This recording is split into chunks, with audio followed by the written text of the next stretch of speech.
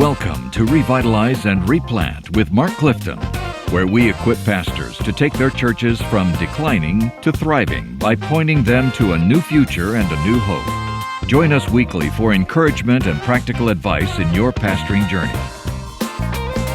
Hey, we are glad to have J.J. Washington back with us. J.J., thank you for sticking around. My pleasure. A couple of weeks ago, he came in and we did a great podcast on his revitalization, replant work at Estelle here in Georgia. J.J. is the Director of Personal Evangelism for the North American Mission Board. And if there's one thing a pastor needs to be is a evangelist. That's that right. That's right. I mean, I go to dying churches and these pastors say, we haven't even been baptized in 5 years. I'm thinking, Pastor, you've got the gospel. Yeah. So talk to me about what you do here Okay. and the tools you have for pastors and lay people to help them with evangelism. Well, the latest that we've developed is what we call the NAM Evangelism Kit. Okay. And it's a little different because a lot of times when it first went out, a lot of folks thought it was, man, is this, Three Circles 2.0 or something now? Or is this Who's Your Two? Who's Your Two? They thought it was a new emphasis or campaign or how to share the gospel tool. But we went a completely different direction, Mark. What we tried to do is we were thinking, okay, we saw pastors needing help with how to build a culture of evangelism, a process. So we went process. Here's some actions that you can begin to implement to build a culture of evangelism. And by God's grace, you begin to see the culture change over time. Okay. So that's what we're really leaning into. Okay. Well, why do we need a culture of evangelism? What would that look like if you didn't have one? Well, it would look like a church that's dying. Okay. I tell people a lot of times, especially in a replant revitalization situation, evangelism has left the room. It's gone. Mm-hmm. And as you come in as leader, you're trying to get it back in the table. You're trying to get it back on the room. Mm-hmm. And so it's all about that. And so basically what we discovered was that there was a process that can help pastor. We looked at our experiences when we were pastoring. We also looked at what churches that are doing that are highly evangelistic, and that's kind of how we came up with it. And we basically came up with 4 E's. The first is really starting with an examination of where we are, first of all, personally, as leaders, examining our soul. We know that ministry can be hectic at times, hectic schedules, personal stress, family stress, etc. And so if over time our soul can get depleted. So we're not caring for our souls properly and we're drowning, we're not thinking about saving anybody else. That's right. So we talk about that piece on the front end, the examination. All right, and then we move into, okay, now let's embrace our community. And in that phase, we're really trying to teach a pastor how to think like a missionary. Who's living here? What do they believe? What's their way of life? What are the barriers that are getting in the way to the gospel? What are some bridges that we can come up with, et cetera? So we try to walk through that with them and help them to really embrace their community. And then we move into the engage phases. That's really where you're out sharing the gospel. And so you're trying to build a prayer plan to help your people get praying for lost people. And you're praying for ourselves as witnesses. Exactly. And all those different types of things. And then the final is what we call the encourage phase. And that's really where we're trying to celebrate the practice of evangelism so that we're encouraging our people to be engaged in evangelism. Does that make sense? So salvations and, baptisms and sharing the gospel, whatever, those type of things in the life of the church. Well, I want to unpack those here in a second, but one of the major shifts that have taken place in a generational shift is that there is no more low-hanging fruit available to small churches. In other words, what I mean by that is, you could have a church, could have a small neighborhood church, and for years there were people looking for a church, and they would find one close to them, and they would join that church. Right. We have such cultural headwinds against us right now, and the gospel is. People used to want their kids to be in Sunday school. They feel like I need to be in a church a lot of times. Now, what I would call the low-hanging evangelical fruit, they're gonna find a church that's large, that's growing, that has all kinds of ministries. If your church is struggling, doesn't have any children, doesn't have any youth, believers who are looking for a church are probably not going to join your church. True. That's exactly all right. Yeah. So what I'm trying to say, and I'm struggling to say it, is if you're in a revitalization, the only way you're going to grow is through evangelism. Yeah. You're not growing through transfer growth. That's and true. Yet, reality is, buddy, most of their life, if you look at them, their main growth was transfer growth. It was never really evangelistic growth. Exactly they might have had a period here and there. But basically, and when I was growing up, in the 70s, my dad pastored a normal-sized church, 200 or 300 people in a neighborhood in suburban Kansas City.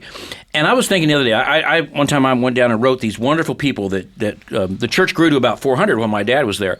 And I began to write down the names of these people that were important in my life that joined the church while my dad was there. And every one of them were believers when they came. Wow. We were in Kansas City. A lot of them moved up from Arkansas to get jobs, or they moved from North Missouri. They came to Kansas City to get a job. Okay. And then when they got a job, they bought a house or they rented a house, and they kind of came to the closest Baptist church, and that was ours.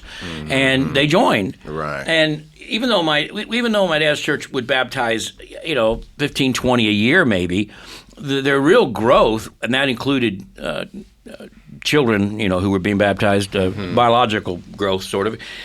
The main growth was transition growth from other people. Well, fast forward to the 2000s, that church is now down to about 40, and I go to be their transitional pastor, and we're not getting that growth anymore. There's a handful of large churches in town, and anybody that moves in looking for a church, they're gonna go to that. So this church had to realize if we exist, it's only going to be by evangelism. That's so true. And they never really had a culture of that. Right. Their culture was, we just be the best church we can, have the best programs we can, be nice to people when they show up, and they'll join. Yep. And when they join, they're already tithe, they already teach, and our church just grows. It just grows, yep. That's not the case anymore. No, it's not, because you're right. Like in a replant, you can't compete with, necessarily the worship that other churches has. Our worship. What was your worship at Estelle? We did all right. But it was certainly not like some of the other churches in the area. Yeah. You weren't coming because of any of that. You were coming because we met you in the community. There you go. We built a relationship with you, and there was a connection through that. You know what I mean? But outside of that, if you would have came to my church and went to somebody else's church, you wouldn't have chose us. Okay, so I'm a pastor, and I'm sitting here, and I'm thinking my church does not have a culture of evangelism. We haven't baptized anybody in a couple of years, and I don't really have a culture of evangelism.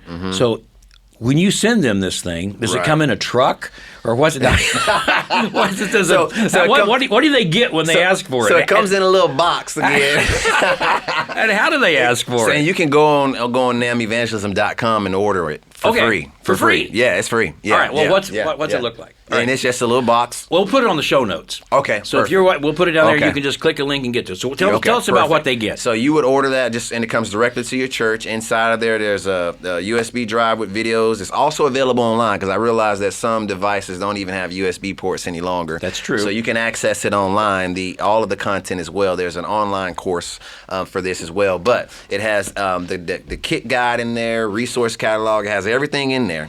And then literally you just walk through the videos, and it's very much watch this video, now do this action. Watch this video, now do this action. So it's kind of like that. And we also travel around the country, and we do trainings. We call them NAM Kid Evangelism trainings. So you can go on our website, and you can see the cities that we're going to be coming to. Maybe we'll find one near you, and you can come to that. It's a 3-hour training, 2 hours of content, 1 hour of meal. We tell people, look, we can't guarantee you like the content, but we know you like the food, and so it won't be a waste. And so anyway, so we do those, and that's really our play. That's the play we're running. So anywhere we go, we're just training the kid. We're just training the kids, just trying to help pastors with a process that they can implement in their church to build that culture by God's grace over time. Now, over time, what kind of time frame would a pastor want to consider that this might take? What kind of time commitment to have this culture change? We tell pastors when they come to the training, because we don't want to overwhelm them. Like, think you got to do this in a month.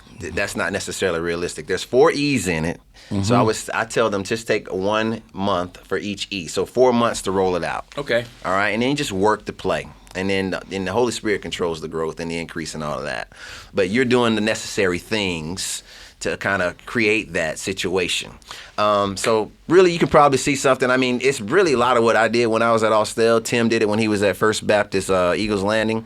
And so we've seen churches that are already beginning to share with us that they've seen some growth as a result already. They've seen some people now sharing the gospel and seeing people saved and seeing some baptisms come out of it. So give me an idea of what a culture of evangelism looks like in a church. People in the church sharing the gospel. Okay. That's really simple it is. Okay. As they go. As they go. I mean, it's not necessarily dependent upon, and these are all good, and I encourage these. You can do events, you can do service evangelism, you can, of course, when you preach, invite people to respond to the gospel, doing all of those things. But what we're really focused on in this kid is how do I get my people sharing the gospel as they go every day? All right. Well, listen, if you're listening to us and your church needs a culture of evangelism or needs to increase your culture of evangelism, there's no reason not to check this out. It's free.